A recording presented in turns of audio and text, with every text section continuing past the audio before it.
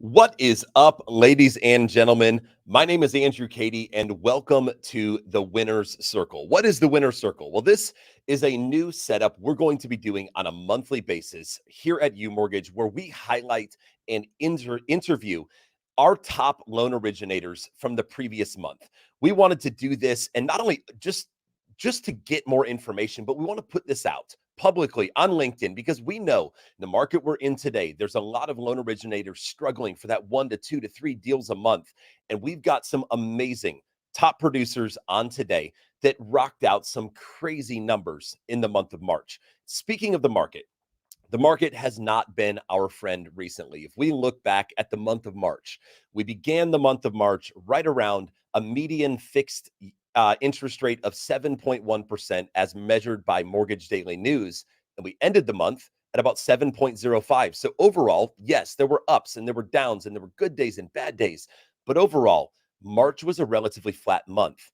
But in a month where interest rates averaged over 7%, to see loan originators putting up monster numbers, there's something unique going on. And that's what we want to dive into today. We all know the market hasn't been friendly over the last 8 days. We're up about 0.5% in interest rates. It's putting pressure on loan originators to figure out what's going on in this market. So we want to take the time today to work side by side with you to answer the questions of what are the top producers doing to get themselves into the winner's circle. First and foremost, I want to introduce our top loan originator of the month for the month of March, Mr. Adam West. Hey, Andrew. How are you, man? So good. Yeah, me too. So Adam had a staggering number of 18 units closed, or I like to call it families served. 18 families served in the month of March for $9.1 million. Monster numbers. And if you think that's an anomaly, like Adam just, sandbagged January and February so he could make the winner's circle in March, think again, because quarter one puts Adam at 38 units, 15.9 million.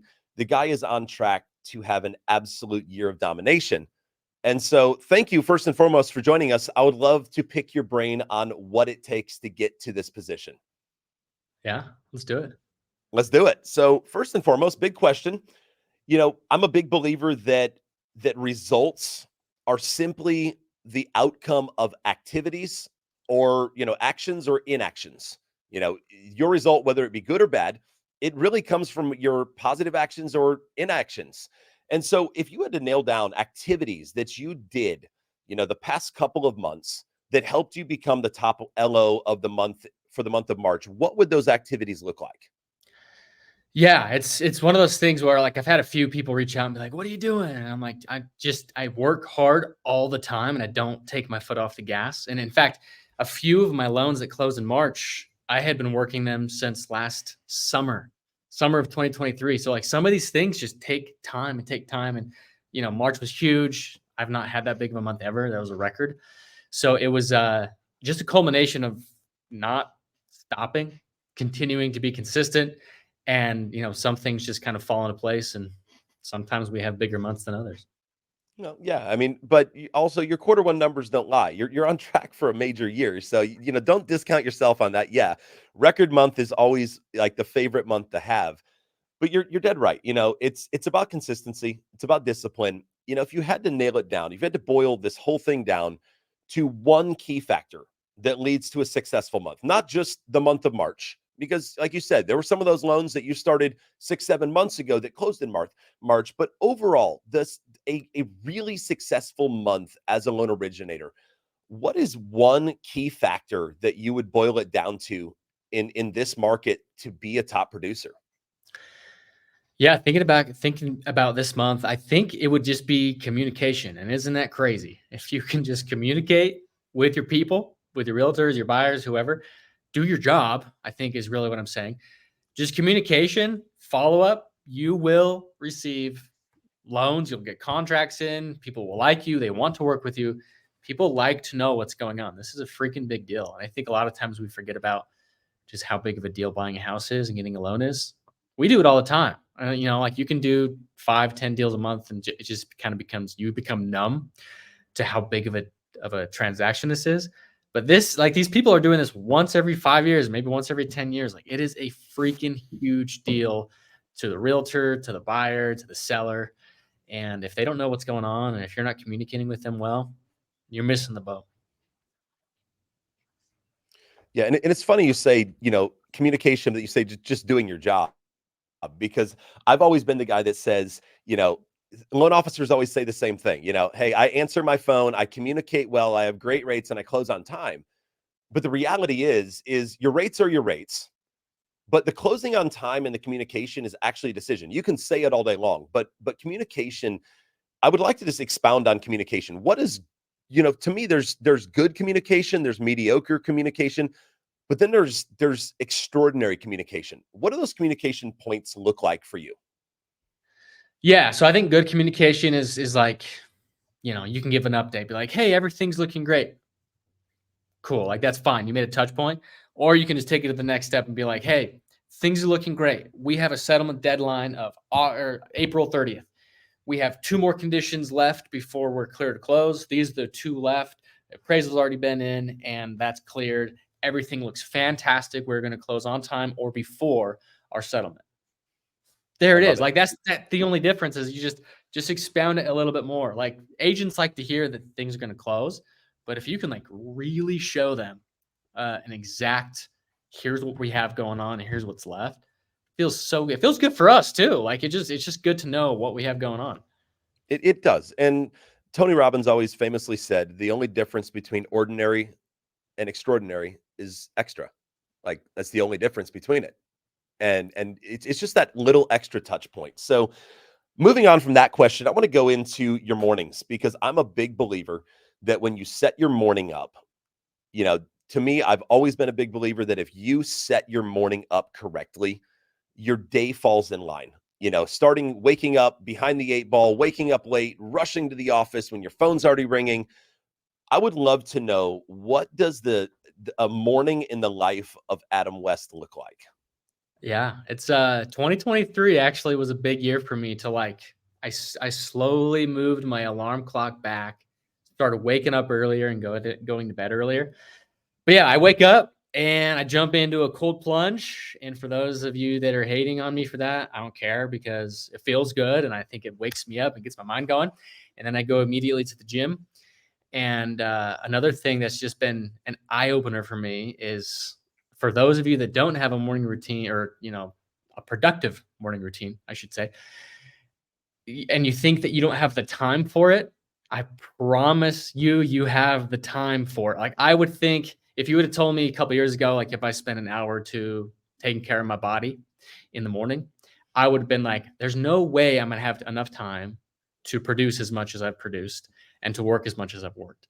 It somehow doesn't make sense, but you find the time to take care of your mind and your body, and you will find the time to freaking crush your workload. No, I couldn't agree more. I think it's actually, it's not that yeah, I mean, you may think you don't have time for it, but the reality is you actually don't, you can't not have time for it, because I'm a big believer that how you start your day is how you end your day. And good success in your marriage, in your family life, in work, all comes from a strong mind. But a strong mind also comes from a strong body. Like, I've never seen someone that sits on the couch at 8 o'clock in the morning eating Cheetos dipped in ranch dressing, and then just goes out and absolutely dominates their day. So I'm a big believer that when you put your health and your body as the priority, your mind goes to a different place. You don't eat the same food. You don't think the same way. You walk with a bit of a pep in your step. You're more confident in yourself. And yeah, you're dead right. You don't have time to not do it. Like, at that point, you have to do it, because it sets your day up for the entire day. Yep.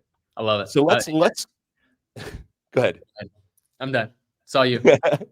So what, over the past, previous months, to set your March up, what are some items you implemented to really start setting up March for the success? Because obviously it's a record month, but we've said it before, this isn't not quite the anomaly for you. So what are you doing, months ahead of time to set that up for success? Yeah, I think one thing we were speaking about this, Andrew, is one thing is just the overall pipeline management. And I think just a lot of times, like, there's a lot that we have to do. as LOs. That just is what it is. Like getting a lead and getting a loan in is one thing, but like being able to manage your pipe, know where things are, when things are happening, the certain dates that you need to, your deadlines you need to hit. That has been a huge part of my biz. And like even in March, there was I had some hiccups and we hit some nightmare loans, and a lot of it could have been sidestepped and kept better had I been a little bit tighter on my pipeline management. So yes, we have a processing team. Yes, you may have some type of LOA, but at the end of the day, this is your brand and your business that you need to defend. And so I think just overall management of all you have cooking is a huge thing. And that's been a big part of my focus this year. Is like it's tough. Like the more loans I get, the harder it is to do this. But if I don't do it, if I don't take the time to manage the pipe and understand who and what and when and why and what I need to get done that day, then things get sloppy. My communication goes out the window. I miss deadlines. I look like an idiot. And I don't like looking like an idiot. I like to look like I know what I'm doing. So I think just I love overall, it. you got to own it. You got to own it. All right, last question. We'll wrap this up for Adam, and then we're going to move on to a panel. So last question for Adam here is obviously record month, but now where do we go from here? Because you don't want to have that as the record that's held for the next 10 years. So what's something you've recently started implementing in your business to continue to see record months in the future? Yeah. I think what I just said is a big part of it, just that pipeline management and the ability to scale and to take the next step, potentially get in front of more people. So one example that we've done is we are running a Monday morning market update for a bunch of realtors, and anyone's invited to come. And loan officers on our team are invited to invite their realtors, and it's just a way to touch as many people as I can. It's a 30-minute window Monday morning, gets the week started. And I think that's one thing, is just like spreading my reach. So to answer your question there, Andrew, it's spreading the reach, because once you get to a certain point, it's tough. It's really hard to have these one-on-one meetings and coffees and lunches with people, just so spread thin. So finding a way to educate as many people as you can, get in front of just more and more people in a limited time has been huge. I love it. Awesome. I appreciate you joining us. We're going to move towards a panel version of this. So thank you so much for your time. And I would love to take a minute and introduce our next three that we're going to be having join us here. So first and foremost, I want to introduce Miss Jessica Eddy. Jessica had an amazing month of March. She pulled in an amazing 12 units for $2.8 million. So another just absolute rock star month. Next, I'd like to introduce Mr. Brian Metter. Brian had 11 units for $4.6 million. And last but not least, Mr. Jay Bunty. Mr. Jay pulled in 16 units for $8.7 million. Amazing numbers. Appreciate you guys joining us. How's everybody doing today? Doing good. I love good. it. And well, So let's dive into this. So for each of you, I'd like to ask question number one, and then we'll just kind of pick an order to go in here. So what would you attribute your success in the month of March to? There's obviously a lot of things that can come down to, but if we had to pick a couple items or one item or two items, the success you had in March, where's that coming from? Let's start with Jessica. I would say piggybacking off of what Adam said, communication and education for me was and is always big. Communicating with agents, buyers agents, listing agents, my current pipeline, but also my past database. Past database was huge for me for March. That is where the majority of my loans came from, actually. Maybe not my past clients, but past clients that knew people. So when you help people, people tell people. And that's calling my past database and them knowing people that were needing help was big for me in March. I love it. We could do an entire show just on utilizing your database. Like that's a whole separate topic. We can't dive too deep into it because it's literally an hour-long conversation. But kudos to you, because they say 20% of your database turns over every single year. So if you've got 1,000 past closed clients, you should be able to close 200 transactions a year just off your database. So kudos to you on that.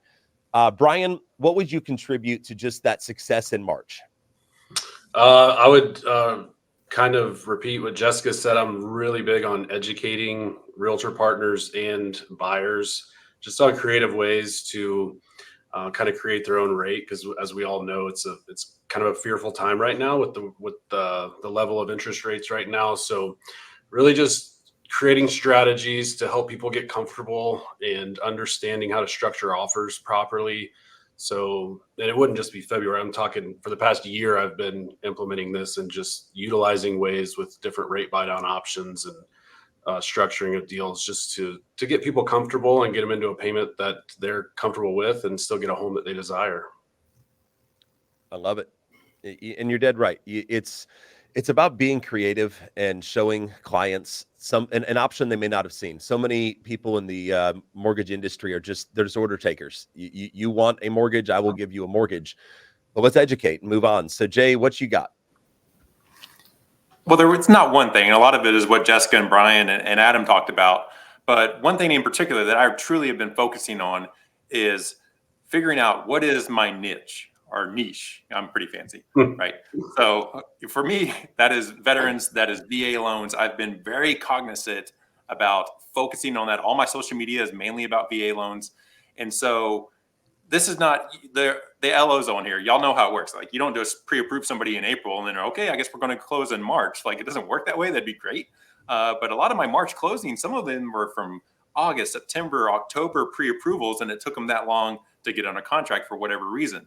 But I would say the vast majority, I think over 80% of my closings last month were VA loans for veterans, because that's what I talk about. And to Brian's point, talk about education, right? And trying to bring education to the VA space. And so that has been a game changer when I've been very, very pointed and kind of dedicated to talking about that.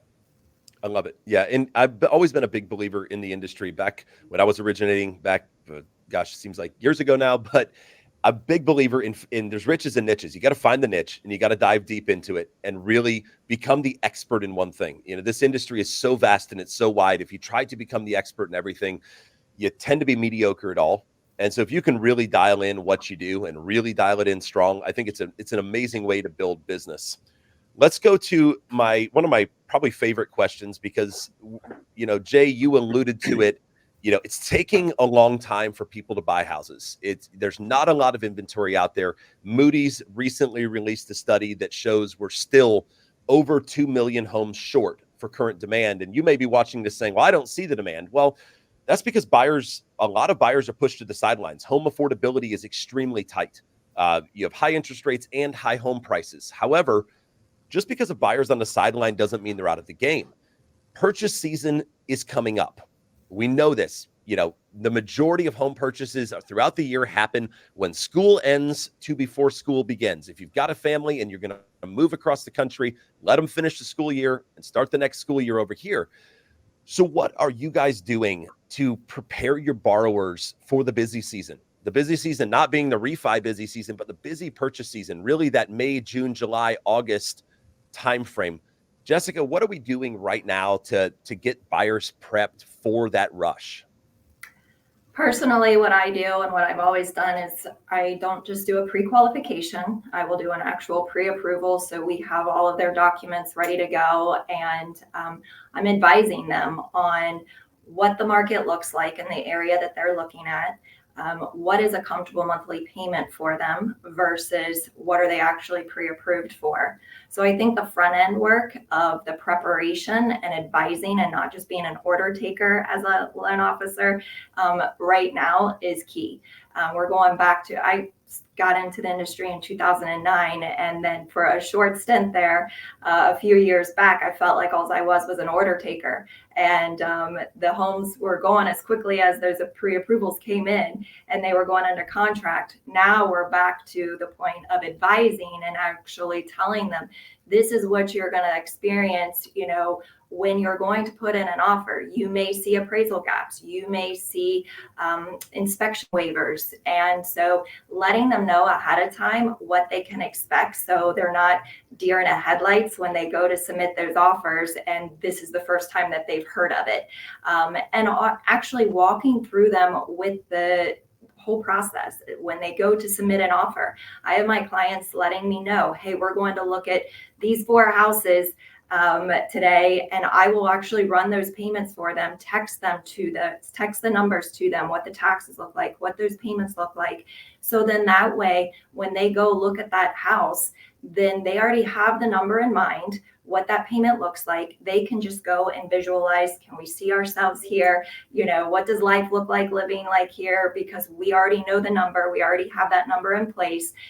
They don't have time to sleep on it, so to speak. If they want to decide to put in an offer, they need to put in an offer right away. So it's having everything buttoned up in our systems and our processes, and me talking with the agents, having our game plan together with the agents. I'm very much involved in that negotiation process, reaching out to the listing agents. And so that is how, we are definitely a united front between the agent and myself for my buyers. I love it. I love it. I love it. I love it. You hit on basically every topic that I would want to hit on that. So I'm curious, Brian and Jay have to have additional items that are just going to blow my mind on this. So again, what are we doing to prep the buyers? Because we're going to hit that busy season where, Jessica, you're right. Right now it's taking 30 days to find a home, but there's going to be that point where they're going to need to be pre-approved at 1 p.m. and put an offer in at 2 p.m. And everything's going to change up. So what are we doing to prep that? Brian, what you got for us? I wish I went first on this one because Jessica nailed it. But yeah, I think most importantly, like you said, you want to be prepared. You don't want to get prepared the minute you want to make that offer, because although it is a little bit of a slower time right now, it's going to pick up when we get into that buying season. Inventory is increasing a little bit, but there's still a lot of demand here in Florida anyways. Getting the pre-approval lined up, getting all your documents in, us providing a solid pre-approval. I would go back to kind of my structuring, educating. Like, I always like to make sure I give them multiple options on how to present that offer when they get ready. Maybe don't lower the sales price. Don't lower your offer based on the sales price. Maybe go a little bit higher, work in some concessions. Just kind of going through so they're ready and prepared when they are ready to make that offer, because things are going to start moving a lot faster, regardless of where rates are. When buying season hits, there's going to be a little bit more urgency, and it's just super important to be prepared. I love it. Jay, what you got for us on that topic?